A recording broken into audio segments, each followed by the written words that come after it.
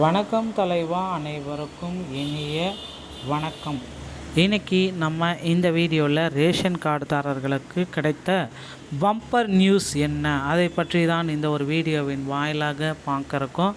So என்னென்ன அந்த bumper news, யாருக்கெல்லாம் அந்த பம்பர் நியூஸ் வர இருக்குது, ஸோ ரேஷன் கார்டுடைய திட்டத்தில் முக்கியமான நடைமுறைகளை கொண்டு வந்திருக்கோம் அப்படின்றத குறிப்பிட்டு சொல்கிறாங்க. ஸோ இதில் யார் யாருக்கெல்லாம் இதில் பகுதியளவு பயன், யார் யாரெல்லாம் முழுமையான பயன் பெறுவார்கள், ஸோ இதை பற்றின முக்கியமான அம்சங்களை தான் இந்த ஒரு வீடியோவின் வாயிலாகவே நம்ம பார்க்குறோம். மத்திய அரசு அந்தி யோஜனா, அன்ன யோஜனா, ஏஏஒய் ரேஷன் அட்டைதாரர்களுக்கு ஒரு முக்கியமான மாற்றத்தை அறிவித்துள்ளது. இந்த திட்டத்தின் கீழ் ஒரு குடும்பத்தில் உள்ள ஒவ்வொரு நபர்களுக்கும் தலா 7 கிலோ அரிசி வீதம் வழங்கப்பட உள்ளது. இதற்கு முன்னால் இருந்த 5 கிலோவை விட அதிகம். இருப்பினும் ஒரு குடும்பத்திற்கு மாதத்திற்கு வழங்கப்படும் அதிகபட்ச அரிசியின் அளவு 35 கிலோவாக தொடரும் என தெளிவுபடுத்தப்பட்டுள்ளது. இந்த சலுகையை பெறுவதற்கு குடும்ப உறுப்பினர்கள் அனைவரும் கட்டாயம் இகேஒய்சி விவரங்களை அப்டேட் செஞ்சிருக்கணும். குறிப்பாக 5 அல்லது அதற்கு குறைவான உறுப்பினர்கள் கொண்ட ஏழை குடும்பங்கள் இந்த புதிய முறையினால் பெரிதும் பயனடைவார்கள் என்ற எதிர்பார்ப்புகள் எகிரி கொண்டிருக்கிறதுங்க. ஏழை மக்களுக்கு கை கொடுக்கக்கூடிய இந்த வகையான ரேஷன் அட்டைகள், ஸோ இந்த ரேஷன் அட்டைகள் மட்டும்தாங்க ஏழை மக்களுக்கு தினசரி கை கொடுத்துட்ருக்கு. ஏன்னா இது இல்லை அப்படின்னா அவங்களால பொருட்கள் எல்லாமே வாங்க முடியாத ஒரு சுச்சுவேஷன் ஆகிடும். பொருட்களுடைய விலைகளும் அதிகரிச்சிட்ருக்கு. இது எல்லாமே அவங்க கண்ட்ரோல் படுத்த இது ரொம்ப முக்கியமான ஒரு விஷயம் அப்படின்றது மக்கள் எதிர்பார்த்துட்டே இருக்காங்க.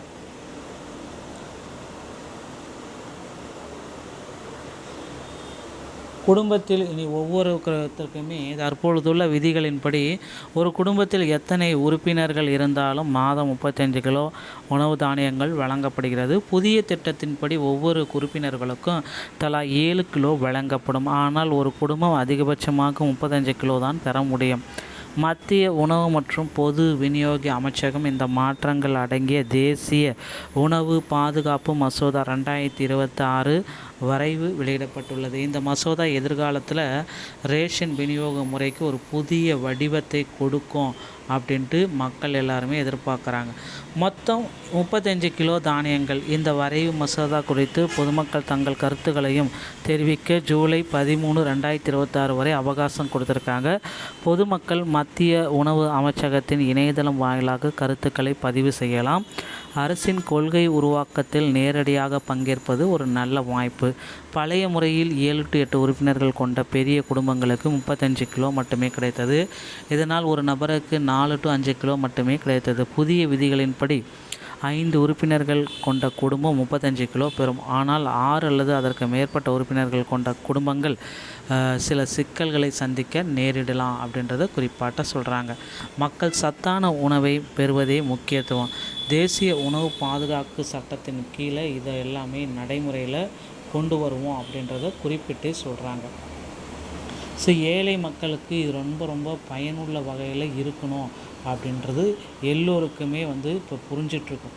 ஸோ இந்த அடிப்படையில் பார்த்தீங்க அப்படின்னா ரேஷன் கடைகளில் பொருட்களை வாங்கிறதுக்கு உங்களுடைய இகேஒய்சி இதை அப்டேட் பண்ணிக்கணும் அப்படின்றத குறிப்பாக சொல்கிறாங்க. இதனால் கோடிக்கணக்கான மக்கள் பார்த்திங்கன்னா பயனடைஞ்சிட்ருக்காங்க தற்சமயம். இதையும் அவங்க குறிப்பாக சொல்கிறாங்க. இந்த மாற்றம் நடைமுறைக்கு வந்தால் குடும்ப உறுப்பினர்கள் கொண்ட சிறிய குடும்பங்கள் பயனடைவார்கள். ஆனால் 6 அல்லது அதற்கு மேற்பட்ட உறுப்பினர்கள் கொண்ட பெரிய குடும்பங்களுக்கு 7 கிலோ வீதம் கணக்கிடப்பட்டாலும் 35 கிலோ மட்டுமே கிடைக்கும் என்பதால் அவர்களுக்கு இதில் கூடுதல் பலன் இருக்காது. ஒட்டுமொத்தமாக இந்த சீர்திருத்தம் நாட்டின் கோடிக்கணக்கான ஏழை குடும்பங்களில் உணவு மற்றும் ஊட்டச்சத்து பாதுகாப்பில் ஒரு மைல்கல்லாக அமையும் என்பதை நம்ம பார்க்கலாம். நண்பர்களே, இந்த தகவல்கள் மற்றும் மேலும் ரேஷன் கடையில் இந்த இகேஒய்சி டாக்குமெண்ட் எல்லாமே ஃபில் பண்ணாமல் இருந்தீங்கன்னா ஃபில் பண்ணி வச்சுக்கோங்க. வீடியோ பார்த்தமைக்கு நன்றி. அடுத்த வீடியோவில் சந்திக்கிறேன்.